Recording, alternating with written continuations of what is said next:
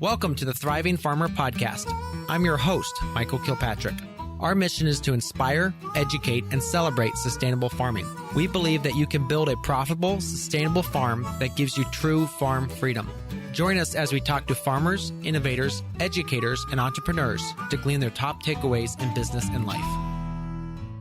Steward is transforming agriculture by equipping regenerative farms and food systems with the capital they need to grow. As a mission-driven financial partner, Steward works closely with agriculture businesses to scale their operations, improve the health of their lands and waters, and bolster farm-to-regional food systems. To date, Steward has provided over $15 million in business loans to fund 75 unique projects backed by more than 1,500 participating lenders. Steward is proud to be a certified B Corp. Seek financing or support a loan campaign at gosteward.com. Hey, Thriving Farmers, Michael Kilpatrick here with yet another episode of the Thriving Farmer Podcast. And today my guest is a U.S. Navy veteran, Liz Riffle, who raises grass-fed and finished bison in West Virginia. Riffle Farms was the first commercial bison operation in the state and also the first to field harvest animals for state-certified commercial sale. Liz is passionate about meat transparency and humane practices. Welcome, Liz. Thank you, Michael. Yeah, I'm excited to be here with you. And that's the correct pronunciation of your farm name, correct? And last name? It is Riffle. Okay. Yes. All right. Always worried about that. All right. Well, talk to us a little bit. So you were a U.S. Navy veteran, and then you got into farming. Talk to us a little bit about kind of your story. Yeah, sure. It is an interesting one. So basically, yes, a Navy veteran. I was part of the Navy Nurse Corps, and I became a nurse because I was super passionate about health, and I did that for many, many years. But a big piece of that is you get what you put in type thing into your body. I saw that firsthand on a regular basis all across the country because we were stationed, from coast to coast. But I come from a background with horses. So I grew up riding and I rode competitively. And even while I was in the military traveling around the country, I volunteered at different horse rescues and would help them retrain and rehab some of their horses. So I love being in a farm environment. And that was always a space for me to get away from, everything and rest and relax and kind of get my brain back on track. So I always knew that that's something that I wanted to go back to when I was going to get out of the military. I met my husband, we were nurses together. We traveled around the country together as active duty. And then I chose to get out because I wanted to start a family. And at that same time, interestingly enough, we were starting to get really picky about what we were cooking in the house and what we were putting in our own bodies and trying to source that and find farmers. And I was starting to do some reading from that perspective. And I picked up a book called Eating Animals by Jonathan Foer. And he talks a lot about the slaughter process in the United States and what it really takes to get a live cow to a piece of steak on your plate. And I was horrified. I am an animal lover, first and foremost. And I was like, oh my gosh, I can't believe this is what we do to living, breathing animals. And I think I'm going to have to become a vegetarian. But I love meat and I'm a carnivore through and through. So that really wasn't the answer. And to be truthful, just me becoming a vegetarian wasn't going to fix the system. So I wanted to get into the meat processing system to be the change that I wanted to see in the slaughter facilities. And come to find out, I'm not the only one that has that idea. There's all these lovely farmers around who have similar ideas and mentalities like I do. And it's been a wonderful community that I've stepped into, folks and farmers who want humanely harvested meat. And it basically, interestingly enough, it just started with me traveling around the country as a military nurse, which is kind of crazy. Yeah, absolutely. So then when you started with bison, why bison? Right. So bison specifically can be field harvested. So they do not have to be brought to a slaughter facility alive. We do bring them to a processor just because the processor is set up to handle an animal that large and cut it up into meat and package it appropriately for commercial sale. So we work very closely with our butcher, but that animal never actually has to step foot on a trailer and off of a trailer at a slaughter facility. And that was really important to me because I did not want my animals to be scared to death at the last moments of their life, like many animals are in a slaughter facility. It is a place that they are unfamiliar with. It smells funny. They have to be loaded and unloaded and transported, there. It just is very uncomfortable for them. And I was very passionate about by-stepping that entire process. And so we chose to use bison. Okay, so explain that a little further. The bison, that they don't have to be at a facility, is that a USDA rule? It is, interestingly enough. So bison are considered a non-amenable species. And so they are allowed to be inspected in the field, quote unquote, because they are considered exotic/wild, which they are. I wouldn't say exotic's the correct term because, interestingly enough, bison are actually our national mammal. So I wouldn't say they're an exotic species, but they're definitely a wild species. And even FSIS and USDA, those organizations that are in charge of those inspection processes, allow these animals to actually be put down in the field because they recognize how hard they are to get onto and off of a trailer. So we utilize that option. Many people do not. Many people do not know that that option even exists. And I have even talked to state ag departments, USDA facilities who look at me like I'm crazy. And they're like, there's no way that's allowed. And I was like, it's your own rule. It's definitely allowed. Yeah. All right. So very few people do that. That really interests me because here's my thing. If that's legal for bison, why isn't that same thing legal for all species? If we say it's okay for bison, why? I mean, how they're still mammals, they're still red meat for a lot of these things. I completely agree with you on that. And I don't understand that perspective. The way it's been explained to me in the past is that our nation eats a lot more beef than it does bison. And so when a beef or a cow is put down, it is sent to a lot of different households and it's harder to track. And in the case there was a foodborne illness issue, it could potentially make hundreds of households sick. And they're kind of banking on the idea that bison, when I field harvest one animal, it's not going to hundreds of households and doesn't have the potential to make hundreds, if not thousands of people sick. So that's how the rule has been explained to me. It's kind of along the similar lines of what they do with poultry. So there is a poultry exemption and you can harvest up to 20,000 birds on your own farm. Because again, one bird goes to one family, onesies, twosies here and there. They think the spread of foodborne illness is less by doing that versus when it's in, a factory setting where they're doing, tens of thousands of birds almost a day or a week. So, well, and it's actually by state for the poultry. And like, for, I think it's Georgia that just actually literally put basically pretty draconian restrictions on the exemption. So the federal is 20,000, but state by state. But it comes back to your point of, okay, a bison, okay, there's not that many being harvested. It's going to go to a lot less households.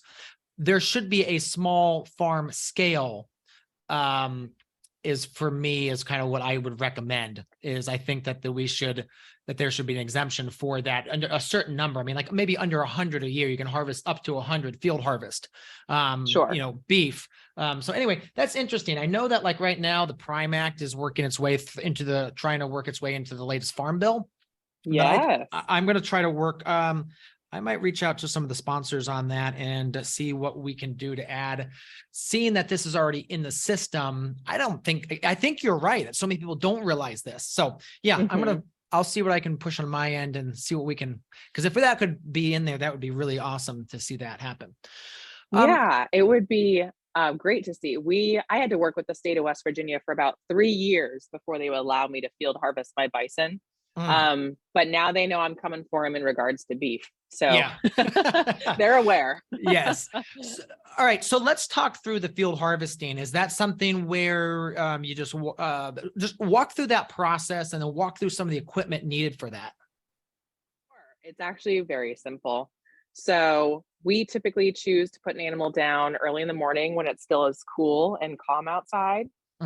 We are required to have a licensed sharpshooter take the shot so that we can make sure the animal is not going to have to be shot multiple times. And in order for me to sell the animal in pieces, so I call it being quote unquote staked out, I just want to sell you one steak versus a quarter, there has to be an inspector present. So I have a state inspector that comes up with my sharpshooter, who also happens to be my butcher. Just because we're a small town, we're just a small town, so it works that way. So he comes up. We have typically picked out an animal or two and move them to a separate pasture so that they're not in with our entire herd of 40, to 50 animals. Because just in case something does go wrong, they're easy to see. And they're standing there eating grass or a treat of an apple or something like that. And my butcher basically almost walks up to him and takes a shot directly into the head between the eyes. So. Yeah. So it's just like a regular beef. Well, similar to a regular beef, if you've ever done one of those. Right. Gotcha. Yes. Yeah. And then do they have some sort of system to hoist them up and obviously gut them there, drain the blood? Yeah, so the only thing we have to do is the animal does have to be stuck upon being shot so that the blood can run out, or as much of it as possible. And we just utilize a tractor and chains, the tractor that we have to pull hay. And we just chain up the back legs and hoist it up, allow some more of that blood to run off. We actually put the animal on the back of a flatbed, and it is then transported to my processor, who's about 40 minutes down the road. The state requires that the animal be eviscerated within 1 hour of that shot happening. So you have to kind of see state by state what their requirements are, but I think they're all pretty similar. And so you would have to have a facility that's pretty close or a facility that's on your own property. Yeah, because that is the part that the state's really picky about, evisceration, and they want to make sure once that carcass is opened, it can potentially be contaminated, and they want to make sure that's done in a clean space, and they want to make sure they can get to the organs that they want to inspect. Gotcha. Okay. Like all the lymph nodes and the liver and, things like that. So gotcha. Okay. So then they're only killing and draining on farm. It's everything else is still done in the facility. Correct. Okay. Very cool. All right. Let's talk a little bit about after you basically stake them out. What happens to like the meat? Where do you sell it? What kind of ways do you sell it? Yeah, we have done all kinds of things. So we definitely sell quarter animals to anybody who wants to partake in that. But we typically take individual cuts and sell them at farmers markets. That's where we started primarily. Okay. We do farmers markets all over the place. We actually sell at markets in Maryland and West Virginia, obviously, and also in Virginia. So we actually have a footprint as far east as Virginia Beach, just because my husband is still active duty and we were stationed down there, and that's where all the people are. So I was going back and forth to visit him, and people were asking me to bring them bison meat, and I was like, all right, let me just bring a few coolers worth and set up at the farmers market, and I can sell this. Yes. Yeah. And it ended up being explosively profitable to do that. So yeah, so we primarily do farmers markets, and we just recently put in a farm store last year on our place, which we do have that open just once a week, just because we run a very lean operation. It's really just myself and my brother-in-law as full-time employees. So there's not somebody really around to run a store on the regular. So we just do 1 day a week. Plus we're in the middle of nowhere. Yeah. So you really have to plan to get to us if you want to come to us to get meat. But to be honest with you, we actually started in 2021. We started playing around with value added items. Okay. So things like bison chili, bison mac and cheese, mozzarella stuffed bison meatballs. And so we rented a commercial kitchen to be able to make those items and sell them at a farmer's market. And it was a huge hit, and it makes a huge difference for our bottom line, because I can then take 1 pound of ground bison and, we sell it now at $15 a pound. But when I make it into a value added item, I'm seeing anywhere from $36 to $57 a pound that I end up making instead, which is amazing. It takes a little extra work, and I had to kind of figure out the rules and regulations around the commercial kitchen.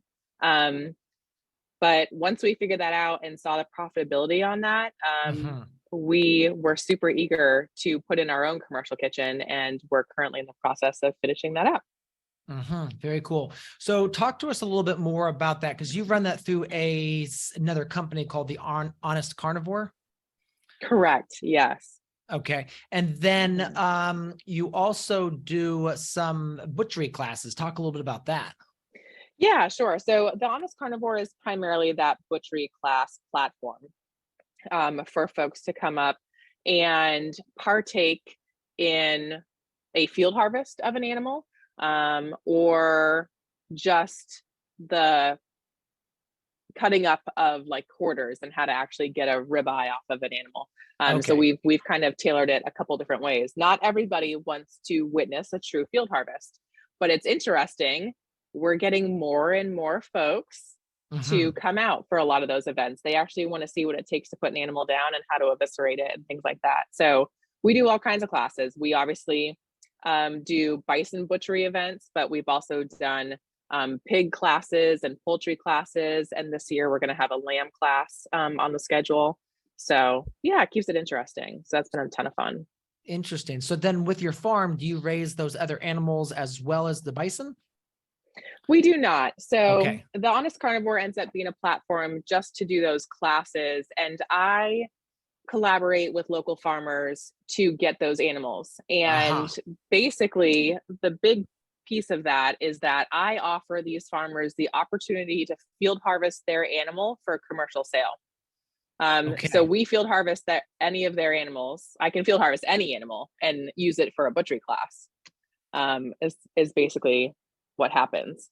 So, because I'm not selling that animal in pieces, I'm actually just selling a class ticket. Yeah. Gotcha. Okay. All right. Yeah. Let's pop back to the value added. So with the kitchen, you rented it. And now you're also working on your own kitchen, correct? Correct. Yes. We're in the process of putting our own commercial kitchen in at the farm. Yes. Okay. And what's that going to look like? Did you have a specific size in mind, or just talk us through a little bit about the process of figuring that out and making that all happen? Yeah, that is, interestingly enough, that's kind of a loaded question at this moment, just because we were thinking it was going to be super simple and we were just going to put in a commercial kitchen, as in something that was like, I think the original size was 20 by 14. The nice thing about, the state of West Virginia is there's not a lot of rules and regulations around commercial kitchens. I didn't necessarily have to have this giant fire hood put in to the tune of $28,000 or something. So it's just really, 3 basin sinks, separate space for hand washing, having my own ovens and cleanable counter spaces and extra freezer and storage space. And it's just really pretty simple. Really the hardest part of that was, which we're in the process of, connecting the plumbing, and really doing that piece. That's really what the hardest part was for the whole kitchen. But my butcher, as of November, is he's not continuing his business. And so that's a problem. And we've thought about this in the past because that is the one piece of the puzzle that I don't own. And things like this could happen. Somebody could go out of business, or, I mean, all kinds of stuff. They could not cut our meat properly, things like that. So we've always thought about owning that piece, but now we were kind of pushed into owning that piece. So we've decided to add on to that commercial kitchen and make a space that we can actually eviscerate and cut up our own animals. So it's a little bit bigger now. So yeah. Now, if I remember correctly, you worked with Steward on financing that. We did. Yes. So walk us through a little bit about that process. How did you find out about Steward? Yeah. So I actually found out about Steward from a friend of mine who does some ecological consulting for me. He owns his own Savory Hub, I should say, in Virginia, called the Robinia Institute. And so we've been working with him for some time, and we were talking about putting in, a commercial kitchen and maybe even a processing center at some point. And he's like, hey, I have these friends that fund farmers, and it's kind of an interesting model, and you should check them out. Because we were having a hard time getting any type of funding because one, we are farmers. So we look to the bank. We look like a risky business. And two, we raise bison. So most banks are like, well, in the case you didn't pay me back, what the heck am I going to do with bison? Yeah. They're not a commodity. So they don't know how much they're truly worth. So they were like, heck no, we're not loaning you any money. And we even had an issue with, even some farm banks were really hesitant to loan a farmer like myself money who raises bison. It's an exotic species that they can't quantify. So when Daniel, the owner of Robinia Institute, mentioned Steward, I was like, okay, let me check them out. And Steward has a very interesting model where folks can invest in farm ideas and they can invest in agriculture. And so the percentage rate for getting a loan is definitely going to be higher than what it is at the bank, but it's because you're actually paying humans. You're paying people back who are investing in your idea, which is great. And they're supposed to be short-term loans. They're not supposed to be, like 30 plus years. They're supposed to only be a couple of years, and you're supposed to be able to show how you can actually make that money back within that time frame. So it definitely fit in with what we wanted to do. And it was kind of a really cool system that we wanted to support. And we're hoping once we can pay off our loan that we can reinvest in the system and help somebody else, get some of their farm equipment or processing, funded. Yeah. And I would say too, the thing about Steward is that the process you typically go through is a heck of a lot easier than trying to work with one of the big banks too. Heck yes. Yes. Yeah. All right. So the Steward loan, is that just funding all the processing / commercial kitchen space? Is that kind of what you structured that for? Yes. Yeah. Okay. Very cool. And then let's talk about the processing space. How many square feet will that be? Yeah. So the processing space is going to end up being 16 by 40. So what is that math? I'd have to do that math on me again. It's not a huge space, honestly. 640 square feet. 40 square feet. Yeah. So it's not a huge space, but I only have to do 1, maybe 2 bison a month. So we harvest anywhere from 15 to 18 bison a year. We'd like to get up to 20 to 24. So I'm not needing a space where I have to have 10 cows in there every day. So that square footage actually works really great for us. And we only need space enough to be able to hang an animal, eviscerate it, clean it off, put it into a cooler. And then I have to have counter space to cut and an oven and a couple other little pieces of equipment like a grinder and a saw and things like that. And that's really about it. So it's pretty simple. Okay. And will that be a USDA? It will not be USDA. It will be state certified. So the West Virginia state will certify it. Gotcha. Yeah. Okay. And then will you still be able to sell across state lines, or how does that work? Yes, we can because of that non-amenable species term that they Okay. utilize. Yeah, so bison can be sold across state lines without USDA inspection because they are considered non-amenable. I see a lot of reasons Mhm. why you went after these bison then. Yes, heck yes. From a regulatory standpoint, there's, Yeah, it's yeah, very limited. yeah. Yeah. Joining me is Dan from Steward, a mission-driven financial partner for farms across the U.S. Dan, let's talk aggregating. That's where, farmers can provide products to, let's say, like a food hub, and the food hub maybe does some processing there, but then is the distribution or the last mile to the consumer. What makes that work, and what are the challenges? Aggregating just one part in the chain, producer, processing, aggregation, and sales. And so it's about creating systems that producers can sell under. I think one of the things I've noticed working in and understanding many producers is they don't all want to have to create their own brand and manage and do sales and do all the engagement. But how can they sell under a shared system that actually provides value to them, that isn't just squeezing them as intermediary?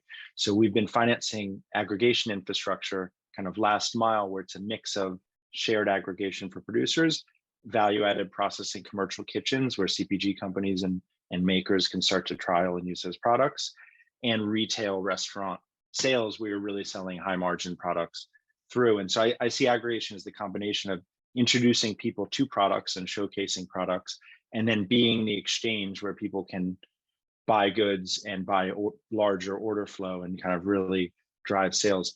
Where I've seen success is these regional networks of producers who come together under a shared brand and start to aggregate. They don't all have to do it themselves. And I think that's where you start to get the volume to make a real impact. Mhm. Absolutely. Yeah, there's actually a local organic co-op here of a couple of different organic farms, certified organic farms, that use that to put an outlet on a lot of their wholesale crops, which is awesome to see that developing here locally. What do you feel is the major challenge there? Is it just literally the funding, or is it the marketing? I think a lot of people start this simply, them and a few other producers come together, they start to share some services, cross-sell products.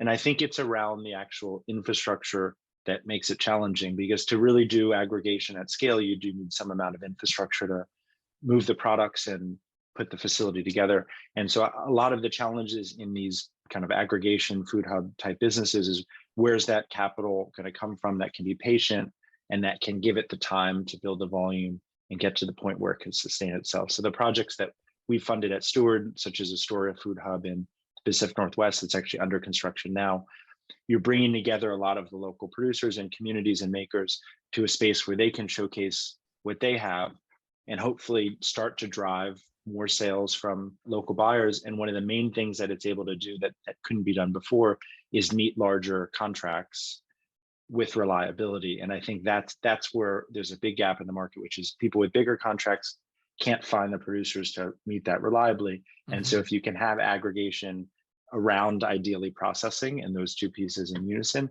you can start to get the supply reliably to the buyers, which then can bring everybody up to a higher level. Yeah, I mean, a great example would be like a kraut or a kimchi producer, which needs 1,000 pounds of, Chinese cabbage every single week. And maybe one farm can't supply that, but between 3 or 4 or 5 farms, they can get what they need, and that can give them the processing product they need. Exactly. And that reliability of sales and purchasing is really helpful for farms. Relying on your own direct sales every week can be a challenge. So if you can balance some of that wholesale with your own direct outlets, then you really got sustainability and diversity. Absolutely. If you're looking for a non-traditional, mission-driven financial partner who understands the business of regenerative agriculture, reach out to gosteward.com today. All right, well, let's talk about bison a little bit more. Why bison in the aspects of pasture? So how do they deal with pasture? Are there specific strains that you're looking for when you decide to buy into a bison herd? Sure. Yeah. So, right. The bison are definitely much more than just a non-amenable species. They are the original regenerative story for America, honestly. Yeah. They are the large mammals that created the plains and, the tall grasslands that once were out there and that they're currently trying to reclaim.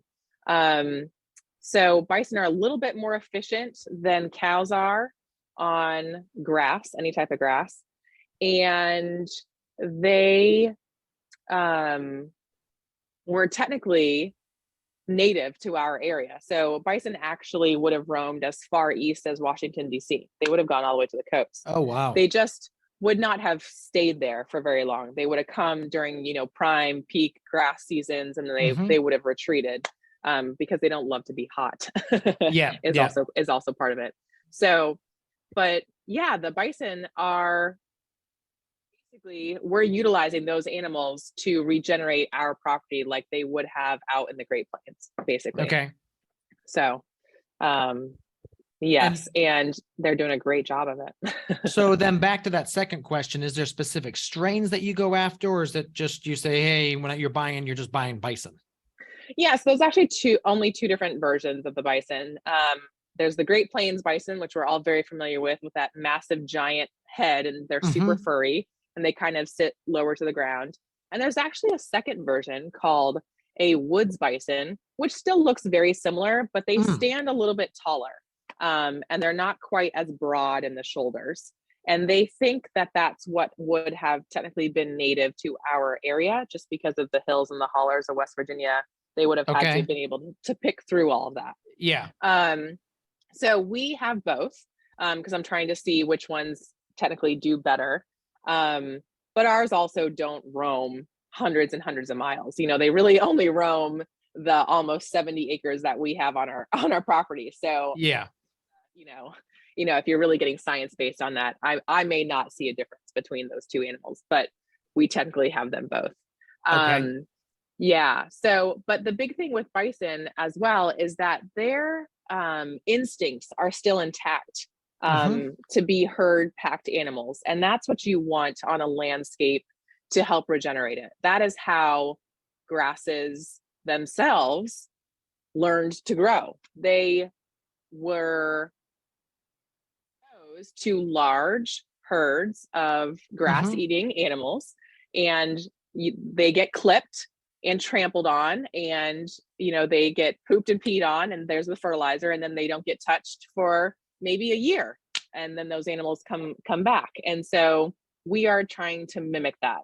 These animals stay in nice close-knit groups, and so they are on one space, eat everything, and then they move on, and which is really what we wanted for the land. They do mimic that obviously with cows using electric wire. But our bison tend to stay mostly as a herd. We do have smaller pastures to kind of help facilitate that, just because we don't have the predators that they have out west. Yeah. So like I have pastures that are anywhere from 2 to 11 acres, just to make sure they do stay in a nice tight herd. Because there's really not much that messes with them in West Virginia. So yeah. What does your fences look like? Yeah. So we have strand high tensile wire that's only about 5 feet tall, and 2 of the strands are hot. They're pretty hot. I mean, you touch them and it's uncomfortable. It sends out a nice zap. So it's definitely a deterrent, but there's really no fencing you can put up that will keep a bison in if they want to get out. So you really just have to keep them happy in their space. So they have to have obviously enough food, enough water, enough minerals, and they need to feel like they're safe. And if any of those things are not happening in that pasture, they typically, with our fence, they'll just jump over it. Okay. So yeah, which is very interesting to watch this massive animal jump 5.5 feet. Yes. And how many strands did you say that was again? You cut out there for a second. Sure. It is 5 strands. Okay. Of high tensile. Yeah. Okay. So the top one's at 5.5. How far off the ground is the lowest one? It really depends, just because we have so much undulation, but they're usually about a foot or so, a foot and a half, I would say, from the bottom. Yeah. Gotcha. Okay. Let's talk a little bit about the business side of your farm. You said it's you and your brother-in-law, I think you said, who are the main. Correct. Yeah. We're the full-time folks until my husband, Jimmie, retires next year. And then he's going to, get online with us. Okay.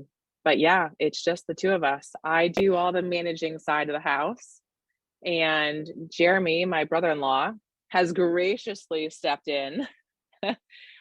His background is as a diesel mechanic. Okay. So he's Mr. Tractor. Okay. And man, he can do amazing things with a tractor. And so that's what he does on a daily basis. He's basically the farm manager, moves the animals, feeds them, make sure, the water and stuff is there. Gotcha. And then I'm kind of the marketing, guru, you could say. Okay. Gotcha. And then you're doing the farmers markets as well? Yes, we do all those ourselves. I do them, and then I make Jeremy do them too. Okay. So gotcha. he does have to do some of those. Yep. Yeah. Let's talk a little bit about the system. So, on the farm, systems are important. What systems do you feel like have been super important for you to set up in the business? Yes. So communication for us is really big, just because like I said, I'm back and forth between households a lot, just because my husband is not currently in West Virginia. And so we have to have systems in place to communicate effectively, and so that things don't get missed. And I'm going to be completely honest with you, we're still working on this. We don't have a great system. We just started utilizing a application, I guess you could say, called Notion, Notion. Yeah. Which seems to be the answer thus far. We've only been using it for I don't know, maybe 4 weeks. Yeah. But right now, it's a nice place to put down list of things to do, documents people might need, like at a farmer's market. All of a sudden, the inspector shows up. Where is our electronic document, for this certification? It's all in the same space. So far, that seems to be great. But we've utilized everything from, oh my gosh, Google Docs to, the lists that come up in your Apple iPhone, to just text messaging threads and emails. And it was a giant mess. Yeah. So, yeah. So that's been the biggest thing for us, is we had to get a good system in place for communication. And Absolutely. so we're working on that. What would you say, if you could start your farm over again, you would do sooner in the business? That is a great question. I wish I had a better system for communicating. That would have been good. If I had known, which one would actually work for us, that would have been super helpful, so that we didn't miss markets or miss a customer coming up to the store, or things like that. That would have been very helpful. The other thing I would have done originally is we put in a lot of fencing. We're becoming professional fence putter-inners. But I think in the beginning, it would have been better from the regenerative standpoint to just put in all of our cross fencing. We should have just done it all at one time, because we spent almost 3 years rotating animals through very, very large pastures. So we only started out with 7 animals. So I'm talking very few animals on very large pastures. And we just couldn't get, the grasses to work for us. And so if I had known now what I known what I knew now, I would have just started from that standpoint and just put in the time and the effort when we had all the extra hands to do it, to do it all. Yeah. Just get it done, buy everything bulk instead of just the nickel and diming little pieces. Oh my gosh. Yes. Just have a tractor trailer come up and bring you all your fencing and just put it all in. Now you actually also produce, I'm looking here on your Facebook, actually, you actually produce get the hides processed and sell those too. We do. Yeah, definitely. We definitely try to do the hides and the heads as much as possible, just because I don't want to waste anything if I can prevent it. It's a tough market though. Our area does not typically utilize hides and heads for their decor. That's more of a, an out west type thing. So they are a bit of a tough sell. So I have lots of hides and heads in my house. Yes. Yeah. And so now what I've even started to do is the heads, we don't even bleach them anymore. We just, we bury them and let Mother Nature take care of it and pull them back out of the dirt, about a year later. And I use them as like signposts or, number markers for our campsites. We utilize them all over the farm for things like that. Because I try not to waste it if I can help it. But they're expensive to get done. The hides are very heavy. They're beautiful, but they're just as big and heavy as like a big bear hide would be. And so to have that processed is really a lot of work to have it done and done well. So, because we've had some done and they were not done well. And that's even worse because then you're like, well, now what do I do with this? So where do you have those done? Is that something done locally or you have to send it out? So we do have a local taxidermist who is an award-winning taxidermist who does prep them, but he actually sends them to Pennsylvania to have them tanned appropriately. Gotcha. So, yeah. And you're actually also doing harvest hosts too. We do. Yes, we do camping on the farm now. Very cool. All right, cool. Yeah, we do all kinds of things. Yes. Well, you've got to, and you've got a cookbook. I do. Yes.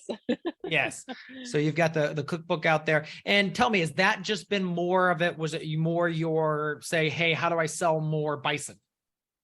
Yes. So that was kind of twofold. Most definitely, how do I sell more bison? But I would say specifically because we are a niche meat, a lot of folks are not prepared to take it home and cook it. They don't know how to cook bison. And so we kind of walk them through that process. And, through doing that for years, I came up with some really wonderful recipes and decided to just put it all together in one place because, we're still navigating the best place to put recipes for folks, whether it's a postcard and you give it to them. How many postcards do you have? Do you send them to your blog? Do you send them to your Facebook? Do you have a different website for it? It's hard to give out those recipes sometimes, especially if they bought steaks and roasts and bones and they want to know what to do with all of them. And so now I'm like, here you go. Here's a cookbook. And it tells you how to utilize all of those things. And there's multiple recipes for those things. So it definitely helps me sell more meat, but it actually was just to simplify the recipe process, to be honest with you. Gotcha. There's some really wonderful platforms out there nowadays that really can help you put together a book or a booklet.